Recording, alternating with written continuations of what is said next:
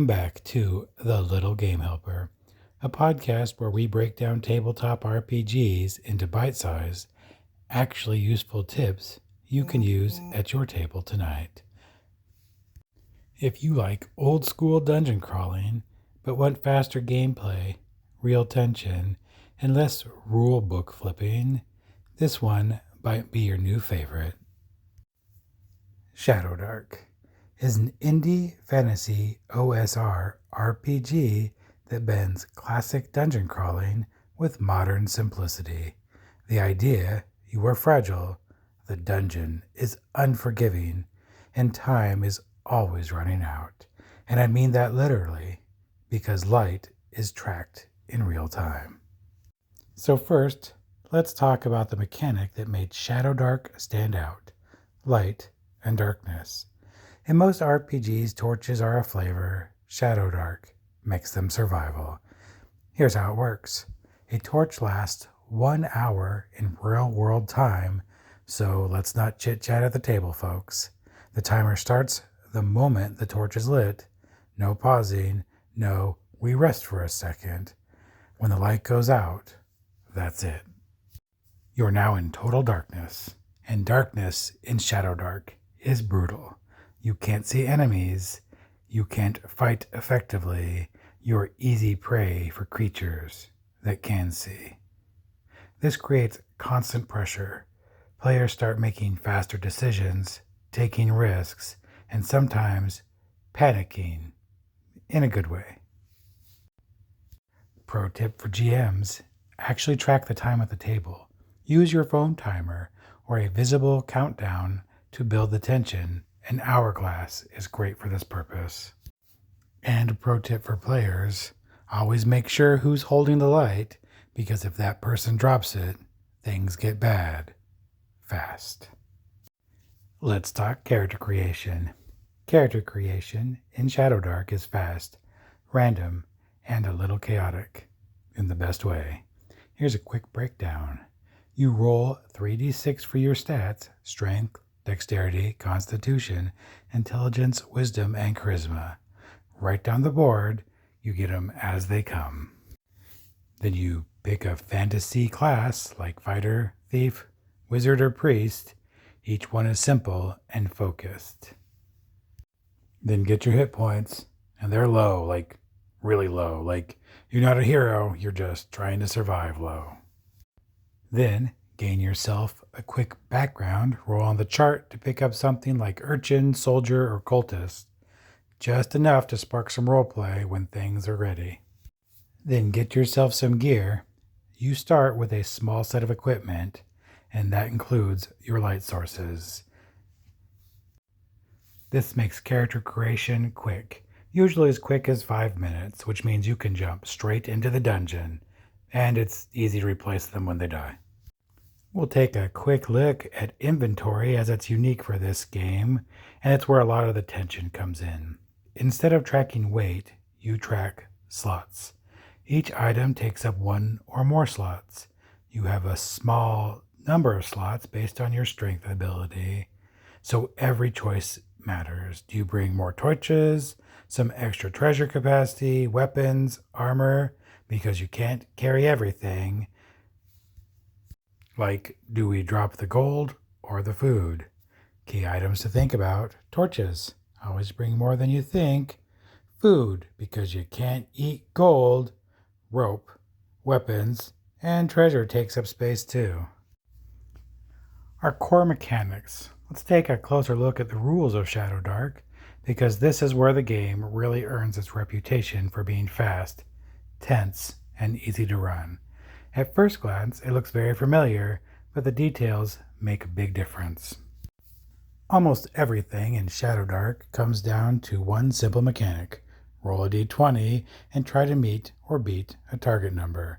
That target number may be an enemy's armor class, a difficulty set by the game master, or a situational challenge.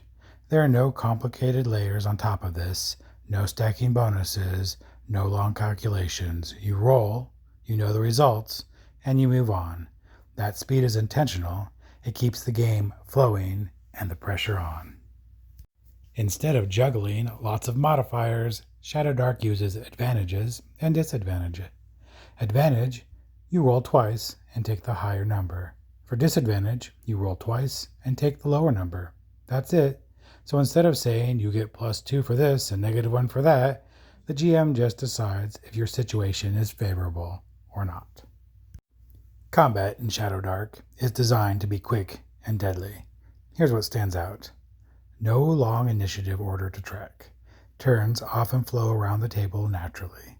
Enemies hit hard, and players don't have many hit points. This means fights are short, high stakes, and often avoidable. Players quickly learn that combat is not always the best solution. Sometimes running, negotiating, or thinking creatively is the smarter move. Instead of a rigid initiative system, Shadowdark often uses a loose turn structure. Typically, the GM sets the scene. Players act in a logical or table order. The spotlight moves quickly from one player to the next and keeps everyone engaged. One of the biggest design philosophies in Shadowdark is rulings over rules. That means the Game Master is encouraged to make quick decisions instead of flipping through the rulebook. For example, if you want to swing from a rope and attack, the GM decides the difficulties. If someone is trying something weird or creative, the GM adjudicates on the fly. The system supports improvisation instead of slowing it down. In Shadowdark, death comes quickly. Characters are fragile. Hit points are low. Healing is limited. Mistakes are costly. This creates real tension. Every decision matters because consequences are immediate and often permanent. But this also makes surviving feel more meaningful. If your character makes it out alive, that's a huge win. The core rules of Shadowdark strip things down to what really matters. Fast resolution, constant tension, and meaningful choices. It's simple, but it's not shallow. And that simplicity is what keeps the game moving, dangerous, and fun. Next up, magic in Shadowdark. So let's zoom in at one of the most interesting parts of Shadowdark, the magic system. Because if you're coming from something like D&D, this is where things start to feel very different. To start with, magic is not always reliable. In Shadowdark, casting a spell is never guaranteed. When you cast a spell, you don't say it works, you actually roll to see if it succeeds. You roll your d20, try to meet or beat the target number, and if you succeed, great, the spell works. But if you fail, that spell is gone for the day. Not, you can try again, or you just lose a spell slot. It's burned out of your mind until you get some rest. This creates a really interesting tension. Every time you cast, you're asking, is this worth losing the spell for the day? So instead of spamming spells, players become more careful and strategic. You start saving magic for emergencies, boss fights, moments where failure would be disastrous. It makes magic feel real, rare, and powerful. And on top of all that, there are consequences for critical failures. Now here's where things can get fun or dangerous. Some tables and rulings introduce extra consequences for critical failures, like magical backlash, strange side effects, attracting unwanted attention. Even when not strictly in the rules, many game masters lean into this idea to keep magic feeling unpredictable. If you're going to check out Shadowdark tonight or this weekend, here's a couple of quick tips. For players, protect your light source at all costs. Plan your inventory carefully. Avoid unnecessary fights, except that death happens. For game masters, keep the time visible. Push the danger. Reward clever thinking. Don't pull any punches. So that's Shadowdark with light, darkness, inventory stress, and barely surviving adventures. If your group wants tension, speed, and just a little bit of chaos, this game delivers. So, until next time, keep those torches lit and stay out of dark spaces. Thanks for listening to The Little Game Helper. You can find us on X, Instagram, Facebook, our website at thelittlegamehelper.com. Drop us a line, say how much you like this, share it with your friends, and have a lot of fun staring into the darkness.